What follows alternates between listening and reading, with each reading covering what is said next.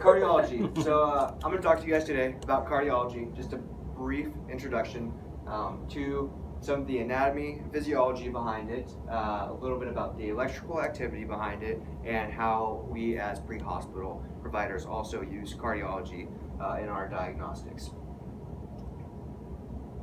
So just to talk about the anatomy a little bit, it's broken up into 4 major quadrants, the left atria and left ventricle, and the right atria and right ventricle. So looking at it this way, your left atria is going to be right here, your left ventricle right here, your right atria right here, and your right ventricle right here. Looks like it's kind of in reverse, but when it's anatomically in your body, it lines up with the right atrias and ventricles on the right side and the left atria and ventricle on the left side. So the right atria receives unoxygenated blood through this superior and inferior vena cava, and the blood comes in from all over the body once it's been used, when we use it in daily activities, and gets brought in. The right atria contracts, pumps blood into the right ventricle. The right ventricle then contracts, pumps blood up into the lungs, and then once it makes contact with the lungs, oxygen comes into the blood and then gets transferred back towards the heart and comes up to the heart in the left atria, which is then pumped into the left ventricle and then goes up to the aorta, and then from there pumps it to the rest of the body so that your body can reuse this blood. So as your atria and ventricle are firing, even though they're pumping deoxygenated blood on one side and oxygenated blood on the other side, the atrias are firing relatively at the same time, and the ventricles are also firing relatively at the same time. So it's all kind of going in one symbiotic motion. When blood is pumping through the heart, the only way that blood doesn't backfill, so as blood's coming in through the atria and into the ventricles, the only thing that stops it from going back into the atria, back down, and the opposite direction are the multiple valves throughout the heart. So on the right atria and ventricle are separated by the tricuspid valve, and the left atria and ventricle are separated by the bicuspid valve, or mitral valve, as now referred to as. And there's also a semilunar valve between the aorta and the left ventricle and the pulmonary veins and the right ventricle. So electrical activity on the heart is kind of a very unique topic. There's electricity being conducted through our body at all times, but what's particularly interesting about the heart is it generates its own electricity.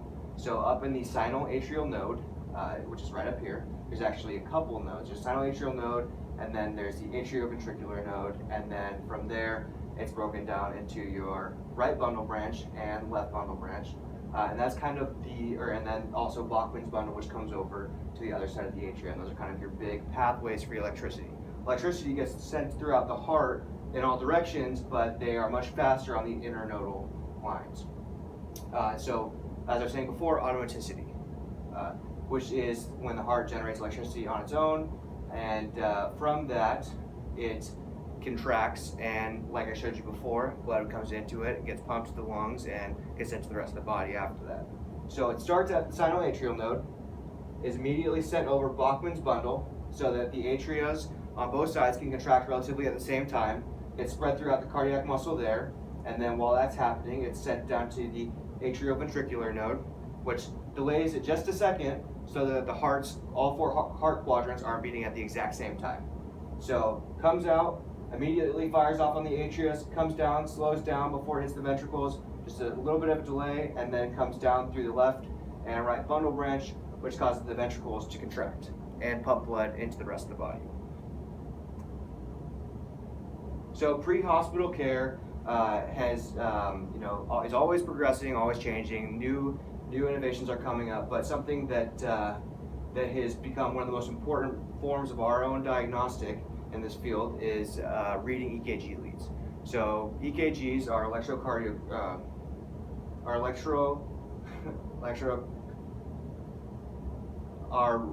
how we read the electricity from the heart, and we do that by placing electrical leads on the body. And here's a prime example of where they're located. These leads that are located on the top and bottom of the chest can also be placed on the right, left arm and right and left leg. And then these leads, V1 through V6, are always placed in the same position, right across and around the heart to the side of it. What that allows us to do is allows us to read the electrical activity that is being produced from the heart, and from that we are able to diagnose certain things. The biggest one being heart attacks, but there are also many different ways that we can use this to diagnose other problems like pericarditis or left ventricular hypertrophy or left bundle branch blocks. All bad things for your heart, and this is becoming one of the most accurate methods in pre-hospital care that we can actually use to diagnose in the field without taking them before getting them into the hospital to run tests. And I just wanted to give you just explain a little bit about EKG readings. So this is what a 12 lead looks like. And there's, the reason why it's called a 12 lead is because it's looking at 12 different sides of the heart, so 12 different angles. And they all look a little bit different, and they're supposed to. None of them are supposed to look exactly the same. They do share similarities, and I won't go too far into that, but this just shows a good example of where they look, or which areas they look to on the heart. So this area in particular looks at the lateral portion of the heart, and if you come over here, you can see where on the heart that is located. So you can look at the corresponding leads. It says 1 AVL, V5 and V6. So that's going to be 1 AVL right here, and then V5 and V6 right there are both looking at the lateral portion of the heart, which gives you an idea that it's located at this part of the heart. And then we also have the inferior part of the heart, which is kind of like the most common area people will end up having heart attacks, are inferior myocardial infarctions, inferior MIs, and this is located on the inferior portion of the heart, as you can see right here. And then there's also septal, which is located right here and corresponds with these two leads, and then also anterior, which is located right here and corresponds with V3 and V4. So it's 1, 2, 3, AVR, AVL, AVF, V1 through V3, and then V4 through V6. And so that kind of gives us a different idea, and we can look for certain problems, and depending on where the problem is located, so if we're looking at the 12 lead and we're noticing that there's abnormalities in 2, 3, and AVF, we're gonna make we can make the correlation that it's probably due to some kind of blockage in the inferior portion of the heart, which is important for when we're diagnosing in the field, but also when we're bringing it to the hospital. The more information that we can present to the hospital, the better we can, the quicker response we can make to them fixing the problem at hand. So that was kind of just a little bit of an overview. Didn't step in too far onto the EKG leads. There's thousands of different things that you can look at by picking apart the leads, looking at certain time spacing between, even between each point. You can look at the heart rate, the rhythm. You can figure out whether it's regular or irregular, and there's countless of other things that you can also do. So just wanted to briefly show, the heart is a very unique thing, and it's a very complicated organism and organ, and from that we use that in my career field in particular to diagnose and look for problems in people on calls that we go on. Thank you.